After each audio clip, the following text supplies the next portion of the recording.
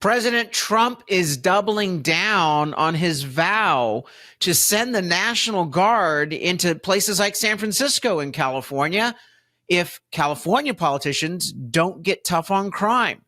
And now Gavin Newsom is playing politics, trying to divert the National Guard to food banks. Coming up, we'll tell you all about what's going on and why Trump now has the legal authority to send the National Guard into California cities to deal with the crime wave.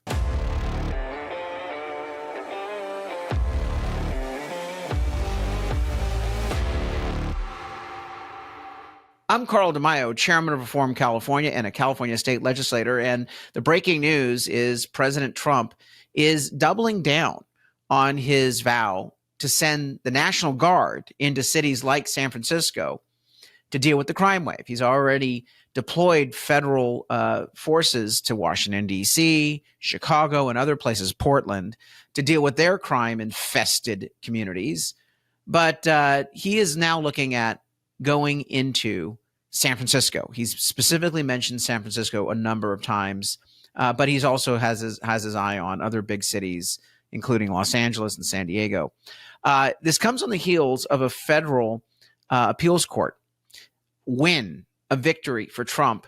Here's the headline: Appeals court allows Trump administration to deploy National Guard in Portland. You don't hear this from the liberal media in California. Newsom says, if you deploy the National Guard, Mr. President, and start protecting our citizens from the criminals that we're harboring and protecting ourselves, we're gonna block you. We're gonna sue. Yeah, go right ahead. Pick a finger, Gavin. You're not going to be successful. The president has the authority to do this. There's nothing you can do to stop him. So now what Newsom is trying to do is divert the National Guard to, are you ready for this? Food banks. He's sending in the National Guard to food banks throughout California, even though there's no real problem right now with our food banks, because he wants to falsely prop up a false narrative that Trump has cut food funding off from needy and poor people. And we've heard this argument before. When the budget was originally passed, the Democrats falsely claimed that Trump and the Republicans were cutting food assistance for poor people. That's not true at all. What the budget does is it tells California, which has the highest fraud rate in its food stamp assistance program, clean up your act. Hey, Gavin Newsom, do your damn job.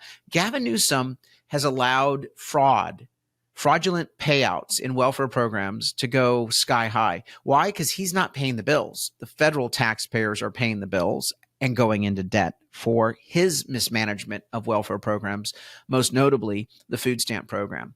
California's food stamp error rate, fraud rate, is 16%. Trump and the Republicans have said you got to cut it to 5% or less. So 5% is still a pretty high number. It's 1 out of 20 payouts fraudulent. Trump's saying you got to keep it below 1 out of 20 payouts. Well, Newsom is saying that the government shutdown has taken food assistance out of the mouths of poor people. That's not true. Both Democrats and Republicans in Washington, if they wanted to pass a budget that fully funds food assistance, they can certainly do that. But Democrats are demanding more money for billionaires through the Green New Deal program that Republicans are cutting. Oh, yeah, it's their grift. The special interests want the pork back. And so the budget showdown is not about food assistance. The budget showdown is all about these special interest payouts that the Democrats are trying to protect in the budget. They could pass a very simple budget right now that provides for food assistance, but they choose not to. So him saying that Trump is taking food out of the mouths of poor kids, it's an outright lie. But what Newsom is doing here is he's trying to tag it or link it to the National Guard discussion by saying, well, we need the National Guard so that the food banks can continue to operate. No one needs the National Guard so that food banks can continue to operate. They're operating just fine. The liberal media is going along with this horse crap, this diversion tactic. Why is he invoking the National Guard on food banks? Well, he wants to try to highlight the government shutdown, his false narrative there, but he's also trying to compete with Trump saying he wants to send the National Guard in to deal with crime. Quite clever of Gavin Newsom. We'll see if it works. But if you ask the voters of San Francisco, do you want the National Guard to come and patrol your streets and deal with the crime wave? Here is a clip from this guy, Adam Nathan Blaze AI. He says, as I'm a lifelong Democrat, I worked in the Obama administration, but I've been radicalized over what's happening on our streets in San Francisco and LA. We let a few far-left Democrat leaders prioritize a few thousand drug users over everyday San Franciscans. Listen in. You know, I'm a lifelong Democrat. I worked for President Obama. I've never voted for a Republican in my life. But I feel radicalized about what's happening on our streets. It's absolutely insane to see the street conditions in San Francisco, see what families and children and working professionals have to deal with every single day in our city. And it's because a couple of far-left Democrats have become radicalized and empowered themselves to take advantage of our compassion and our leniency to prioritize the rights of a couple people over the rights of the rest of the city. It is not compassionate in San Francisco to not hold people accountable for their actions. And that is exactly what is happening. That is the state of our homelessness and addiction policy in San Francisco and in California, and it has to change. Well, there you have it. A Democrat, never voted for a Republican in his life, grateful for President Trump, saying that he's going to restore law and order. And by the way, the polling shows that his Trump's orders in Washington, D.C., and Chicago and Portland and other cities, wildly popular. I have said that I'm a little nervous that this kind of distracts from Prop 50. I've said that all along. But Trump is making the message quite clear. And I think it's resonating with Democrats. These Democrat politicians in California, they don't care about your safety. They opposed Prop 36, the Make Crime Illegal Again initiative, back in 2024. They had 6 years in a row where they killed Prop 36.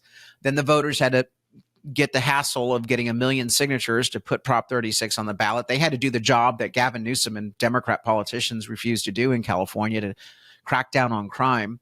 So the voters imposed the solution at the ballot box, overwhelmingly passing 70%, including a majority vote in San Francisco. So San Francisco Democrat voters voted for Prop 36 because they're sick of the crime and grime. And then Newsom decided, I don't care about the will of the voters. I'm going to not fund it in our state budget. So he defunded Prop 36 in the budget, which means the will of the voters ignored. So someone who says that he's protecting democracy doesn't give a rat's rear end about what the voters have to say on crime issues. And now we get to crime still being a problem in that city because the local politicians don't want to deal with it, and Newsom doesn't want to deal with it. Newsom and the Democrats have consistently besmirched and libeled and slandered our law enforcement personnel. And so Trump is saying, you're not going to do your job, then I, as president, will protect the American people, even San Franciscans. You know, if he didn't care about San Francisco residents, and none of the San Francisco residents are going to vote for him ever, and they didn't do it in the past, they won't do it again. He cares about their safety. And so he's willing to send in the National Guard to do the job that the politicians refuse to do. It's a marvelous message, and it resonates strongly. I'm asking you to join our Reform California revolt. Go to the website, reformcalifornia.org, reformcalifornia.org, chip in a contribution. Join our campaign to get the California Voter ID Initiative on the ballot. If you haven't signed the petition yet, please sign. You have to download it, print it, sign it, mail it back to me. We need 1 million signatures to put the California voter ID on the ballot. If we get it on the ballot, it's a game changer in California. It allows us to actually make competitive some of these seats again that we've been losing in California because we haven't had fair elections. And then also check out some of the news stories that we have up there. We break through the bias of the liberal media and give you the real story on California news and politics. Like and subscribe to this channel. And obviously, please sign up to be informed about the campaigns that we're doing in your area. Go to the bottom of the website, reformcalifornia.org, and sign up your first name, last name, email, phone, and zip code, and you will be tethered into a growing movement statewide to take back California from the insanity of the far left. Until next time, I'm Carl DeMaio, chairman of Reform California and a California state legislator. Thanks for watching, and I hope you enjoyed this episode. But before you click away, please subscribe to this channel and click that notification button so you get updated when we post new episodes. Plus, like this video and share it with your friends so that we can help spread our message across the state. Reform California with Carl DeMaio is paid for by Carl DeMaio for State Assembly.